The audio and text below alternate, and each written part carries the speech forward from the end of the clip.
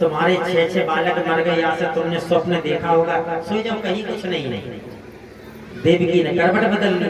थोड़ी देर में भगवान वसुदेव जी के पास गए और कहने लगे, पिताजी नेत्र खोलो, हम तुम्हारे पुत्र बनना चाहते हैं। तो वसुदेव जी ने आंखें खोली, भगवान अंतर ध्यान। तो वसुदेव जी ने जगाया देवकी को, बोले देवी वही बालक मेरे पास आया था और कह रहा था कि पुत्र बनना चाहते हैं। तो देवकी को आएगी गुस्सा।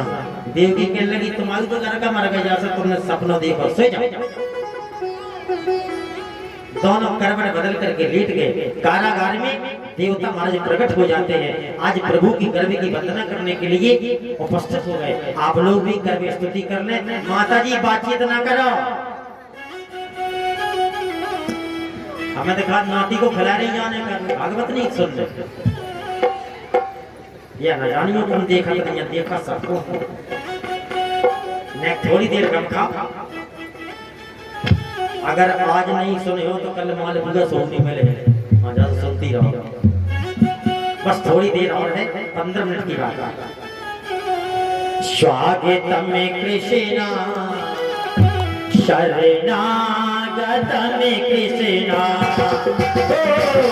स्वागतम कृष्णा,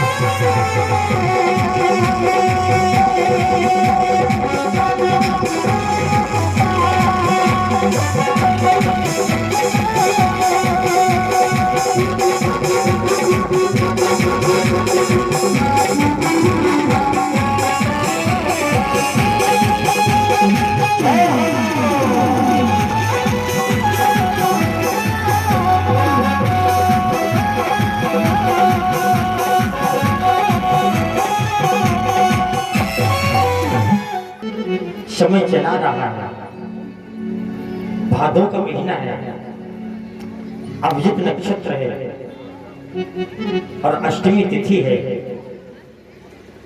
और मंदिर मंदिर जल बरस भरा, जल बरस रहा है। अब भगवान कृष्ण की स्वयं इच्छा थी, क्यों? बिना प्रभु के पत्ता नहीं रह सकता है। वो भगवान के जन्म में जल कैसे बरस सकता है?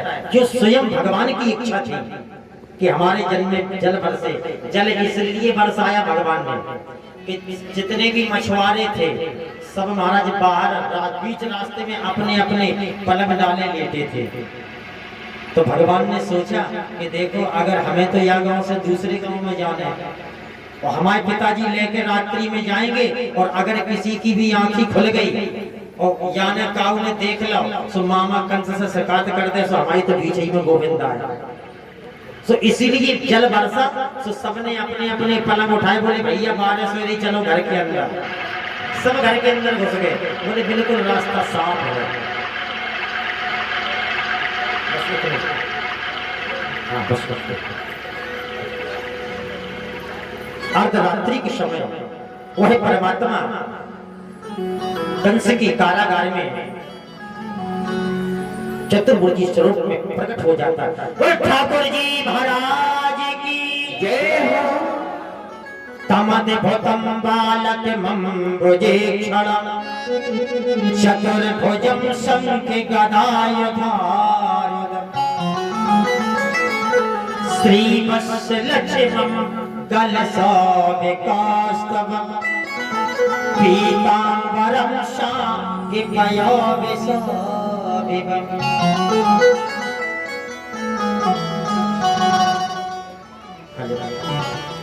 जिस समय आज देवकी वसुदेव ने प्रभु का स्वरूप देखा, महाराज चतुर्भुजी, हाथों में हथकड़ी, पैरों में बेड़ियां पड़ी हैं, तो आज भगवान को देख करके महाराज देवकी और वसुदेव के आंखों से अश्रु की धार बह गई।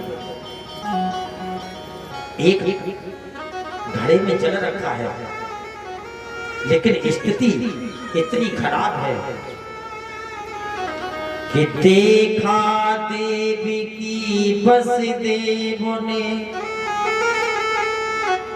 त्रिभुवन नायक सन्मुख है। श्री रंजन भंजन भार मही सर्वेश्वर है विश्वेश्वर है। लगे अनुपम छटा बिहारी के दाम्पत्य गिर पड़ा चरणों में। उसी समय देवकी वसुदेव भगवान के चरणों में गिर पड़े। इतना जल धुल गए पैर बनवारी के, इतना जल बरसा नैनों से। देवकी वसुदेव इतने रोए कि भगवान के चरण ढल गए।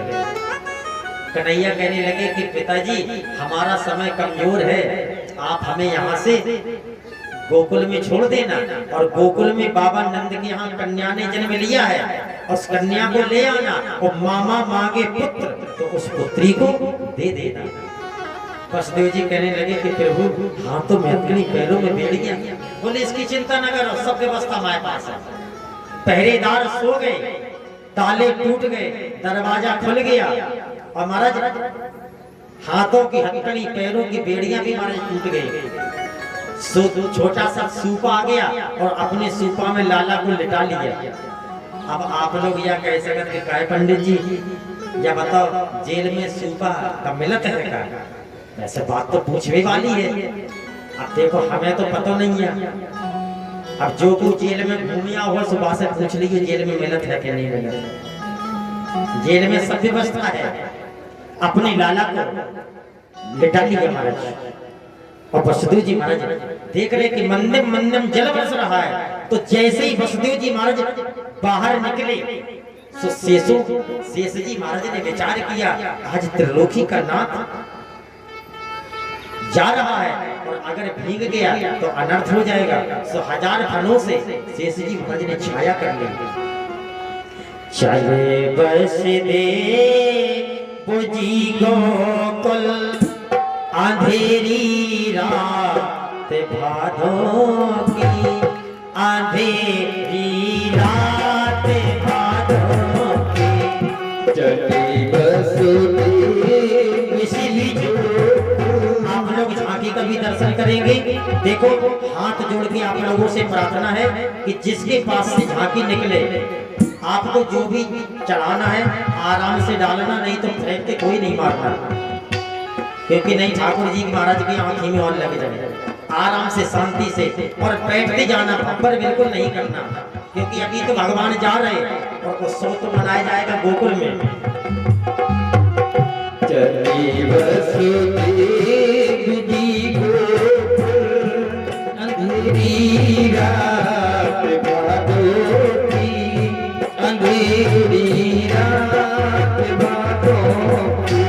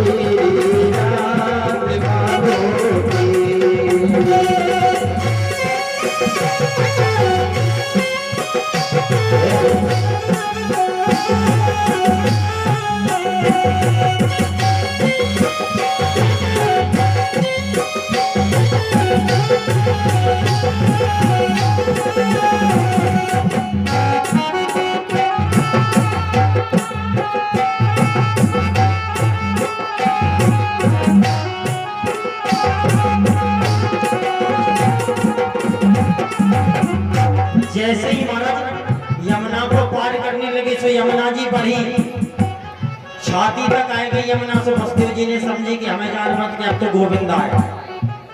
दोनों हाथों से अपने लाला को उठा लिया, कहने लगे कोई ले कोई ले कोई ले, कोई हमारे लाल को ले ले। जब कोई ले कहा तो वही यमुना के किनारे एक गांव बस गया जिसे कहते कोयले। कन्हैया को गुस्सा आएंगे, कन्हैया ने ऐसी लात मारी महाराज यमुना से कहने लगे काय तुम्हें शर्म नहीं आ रही का ससुर की छाती पर चढ़ेगा। जैसे ही महाराज लात स्पर्श की तो यमुना पान हो गई।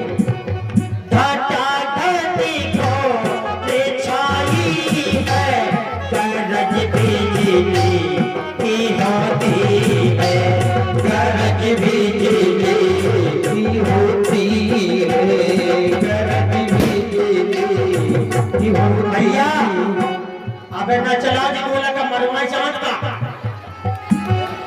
अबे पहुंचो नहीं पाए भगवान, पीछे ही में गोविंद आया। उत्सव मनाया जाए तब चलाओ, ना भी नहीं चलाओ। अबे मामा कंस की नगरी में है। हेलो रे रे रहिया अंधेरी रात भादों की, अंधेरी रात भादों की।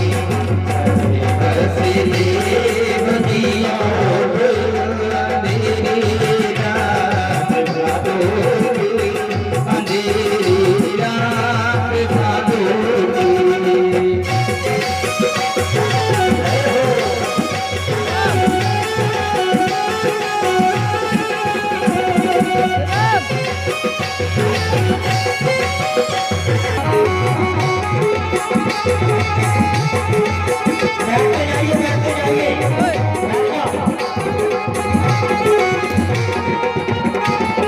लिया था, कन्या को लेकर के वापस आ जाते हैं।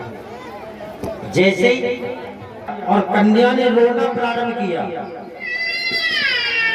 जैसे ही महाराज बेटी रोई,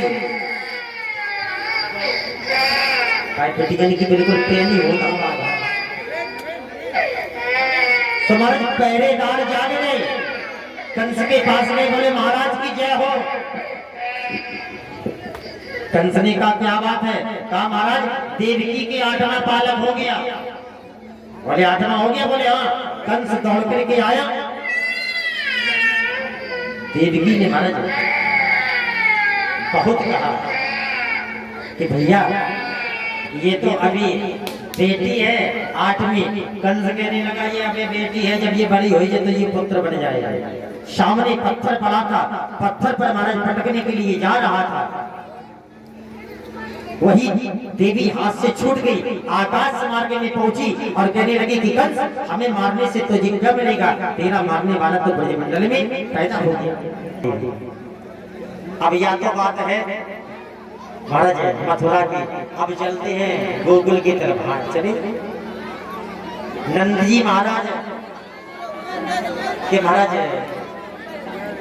दो बहनें आती, एक का नाम था नंदा और दूसरी का नाम था सुनंदा। तो नंद जी महाराज ने अपने दोनों ही भाभी के बगल में कोई लेटो है। अब नंदा कह रही कि हे भगवान छोरी नहीं छोरा हो गए। का छोरा हुए है तो भाभी को नौलखा मिले जे, वो छोरी होगी का मिले कद्दू कचूरी मिले। तब तक नंदरानी ने करवट बदली, जैसे ही करवट बदली सुनंदा कहने लगी भाभी मारो मारो मारो मारो मारो। नंदरानी कहने लगी कहने का लगाए दी सवेरे से मारो मारो, का लगाए दी कहने। बोले भाभी बगल में कोई लेटो है। तो जैसे ही चादर हटाई, कहा भाभी लाला भयो लाला। अब पहले फोन तो हते नहीं कि हाल नंबर डायल करो, हाल हाँ सूचना मिल जाए पापा को डैडी को। हाँ अब तो इतना महाराज मॉडल जमाना है कि लाला मतलब तुरंत भाई हाल डैडी के पास फोन आएगा। अब पहले या तो कोई सिस्टम नहीं है, तो पहले जब बालक होता था हाँ उन्हें भी बुला लिया। देखिए आज ठाकुर जी महाराज का जो उत्सव है, और हमारे क्योंकि इस गांव में सबसे प्रथम शिष्य है रघुराज पाल, इसके बाद में हमारे ये मंत्री जिन्हें आप लोग मंत्री कहते हैं, और इस समय ये हनुमान जी महाराज के सेवक है, पुजारी हैं। तो आज से नहीं काफी समय से जब ये रिटायरमेंट होकर के आए थे, तभी से महाराज इनकी कामना थी कि हम अपने गुरुजी को कुछ न कुछ ऐसी भेंट देंगे जो जीवन पर्यंत गुरुजी अपने पास रखें। क्योंकि देखो रुपए पैसा तो व्यक्ति देता है तो खर्च हो जाते हैं। तो आज वही ये कन्हैया उपलक्ष्य में, ठाकुर जी के जन्म के उपलक्ष्य में वही भेंट ये समर्पित करने के लिए आए हैं। और इस व्यास मंच से सभी शिष्यों के लिए आशीर्वाद की कामना है कि आप लोग सर्वे भवन्तु सुखिनः, सर्वे सन्तु निरामया और सर्वे भद्राणि पश्यन्तु मा कश्चित् दुर्भाग् भवेत्। आप लोग हमेशा खुश रहे, प्रसन्न रहे, ऐसे ही आगे बढ़ते रहे।